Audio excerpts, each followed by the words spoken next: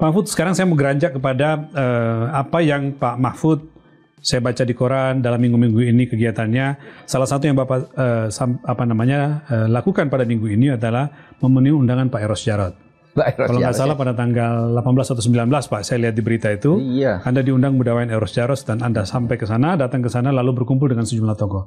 Diceritakan Pak, apa itu yang terjadi di sana? Adakah kaitannya juga dengan Pak Jokowi di akhir pemerintahan atau apa? Jadi saya diundang waktu itu, yuk kita makan-makan di dapur Bude gitu, dapur Bude rumah makan Kudus, enak. Di mana itu? Teras Bude di Jakarta Selatan. Di Teras Bude. Jakarta Selatan. Gitu. Ya enak gitu, saya ke sana.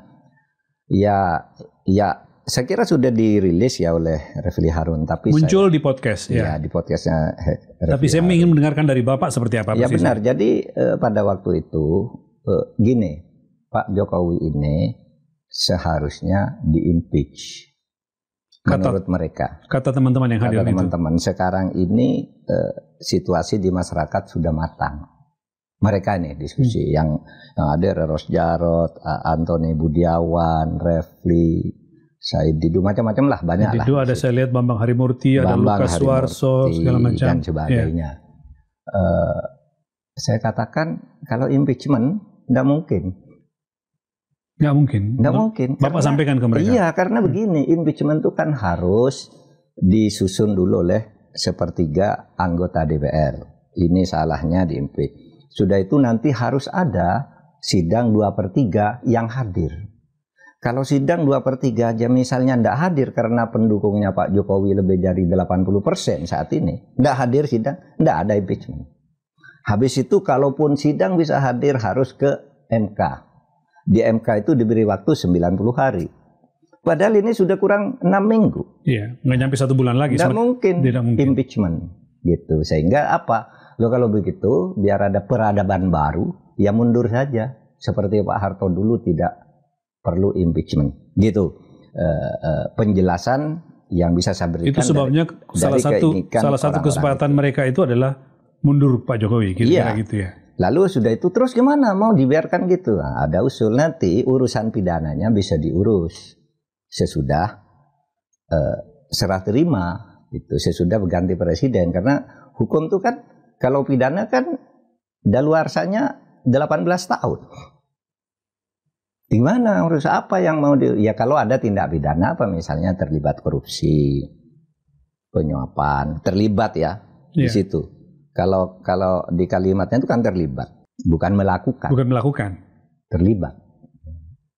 Nah, penyuapan dan sebagainya dan apa misalnya materi utamanya saya kira di dalam pelaksanaan undang-undang anggaran dan keuangan negara itu sudah diuraikan oleh Pak Antoni Budiawan. Dengan sangat jelas juga oleh Gatot Nurmantio di mana pelanggaran pidananya, tapi waktu itu kan ditutup terus begitu ini dijelaskan.